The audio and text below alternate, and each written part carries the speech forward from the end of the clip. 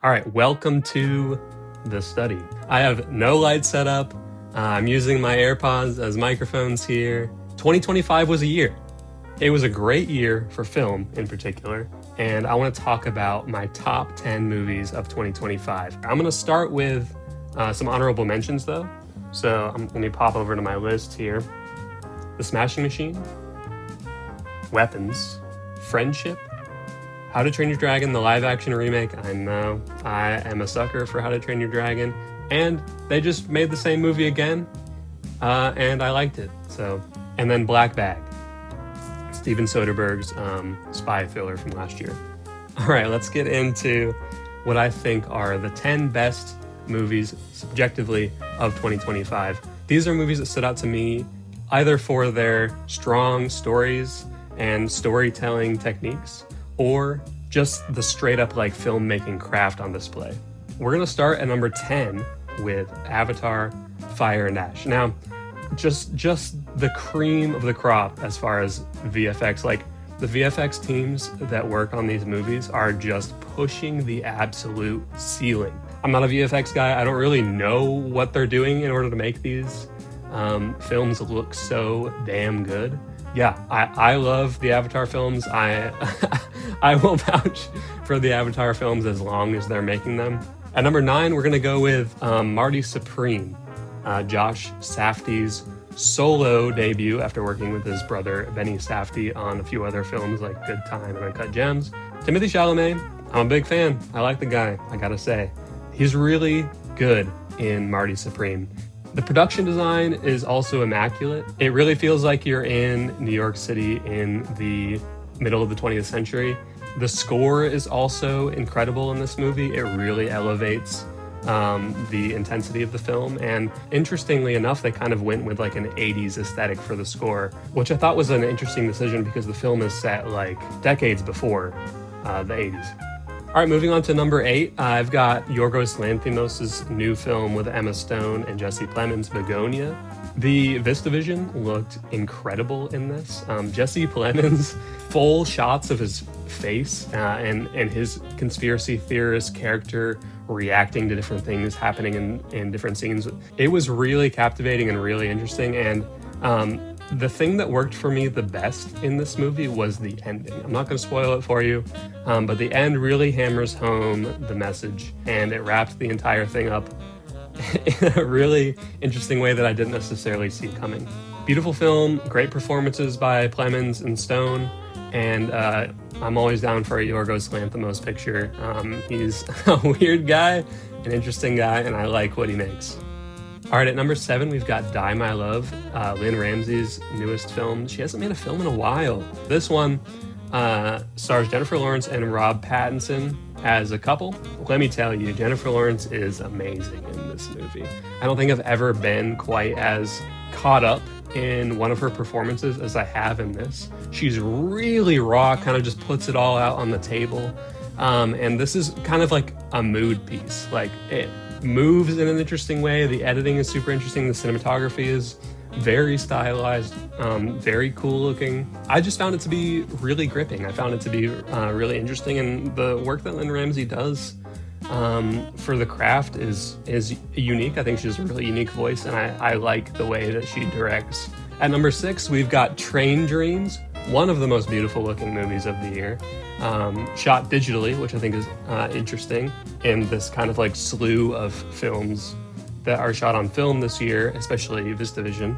Clint Bentley, who is the director of this film, he also co-wrote Sing Sing, which it was a masterpiece from 2024. And Train Dreams is this, really kind of subtle, simple story of a man and his family.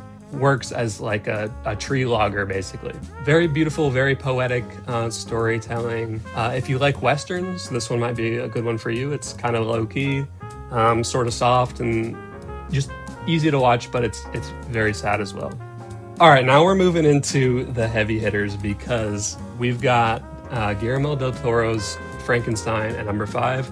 Holy smokes, the production design, cinematography, costume design, makeup, all that stuff is absolutely stunning in this movie. Like, well, if you like Del Toro's other movies, you're gonna love this one. If you love fantasy, sci-fi, anything like that, this leans really hard into all that stuff. This thing, as far as imagery, is just amazing. Performances are all really good across the board. And yeah, if you are a fan of Del Toro's work, you got to check this one out. Yeah, high recommendation from me for Frankenstein. At number 4, we've got PTA's One Battle After Another. Me and my brother got to go see this in like a premium format setting. There's a scene towards the end where cars are kind of like bobbing and weaving over these hillsides. Just an unbelievable chase scene. Maybe one of the best chase scenes I've ever seen in a film. Leonardo DiCaprio is really good in this. Sean Penn is terrifying in this and also extremely good. One Battle After Another probably has some of my favorite editing from last year. And I think Paul Thomas Anderson deserves the directing Oscar. He made a really, really thrilling movie with some really hilarious scenes, some really funny characters. I feel like it points the camera right at some current events, and it's got so much to say. It's got so many interesting perspectives, and I feel like it's exactly what we need right now. At number 3, we have Ryan Coogler's Sinners. It deserves all of the 16 Oscar nominations that it got, breaking several records.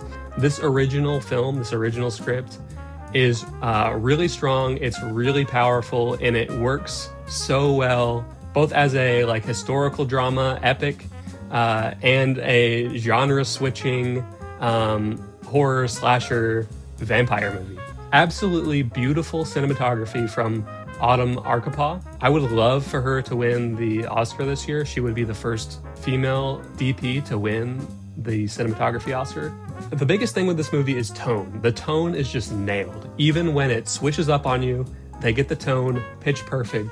At number 2, we have one of my personal favorite directors working today, Rian Johnson's Wake Up Dead Man. Knives Out 3, if you prefer to call it that. I don't know why you would. But this movie really hit home for me. I really enjoyed the story, the plotting, and the commentary in this film. I feel like it really resonated with me, and I feel like it really resonates in society today. And it's also just a really fun, thrilling Knives Out film.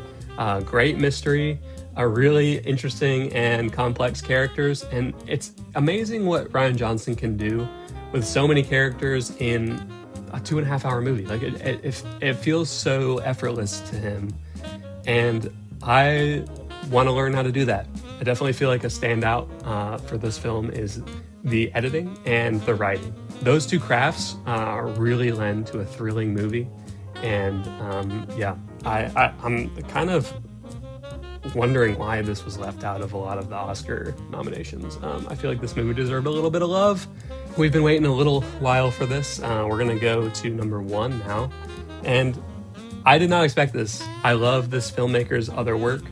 I feel like she's a really skilled director, very emotionally intelligent, and it really shows in this film. But my number 1 is Hamnet. This movie absolutely wrecked me. I bawled the entire third act of this movie. It is so emotional. It's so beautiful. It's so well told. So yeah, when I saw this film, I was at a loss for words. Honestly, I felt like it was one of the best films that I'd ever seen. I haven't cried that hard at a movie in a really long time. It's really somber but joyful as well. Jessie Buckley in this movie, I think she gives one of the greatest performances of all time. She is absolutely amazing in this. Whew, yeah, I don't know if anyone can top that. I feel like it's just one of the best. Yeah, this movie floored me. Cinematography is brilliant. The direction is brilliant. The editing is really tight. The score, the music, oh my God, it is so good. Max Richter, I think is his name, dude, the dude's got it. The dude's got the sauce. I don't know if I'm going to be watching it again anytime soon, just because it rocked me so bad. But yeah, for sure, an all-timer. All right, so that was my list. Let me know what you think. Let me know what your favorite movies were. from 2025. Thank you for watching. I'll see you in the next one.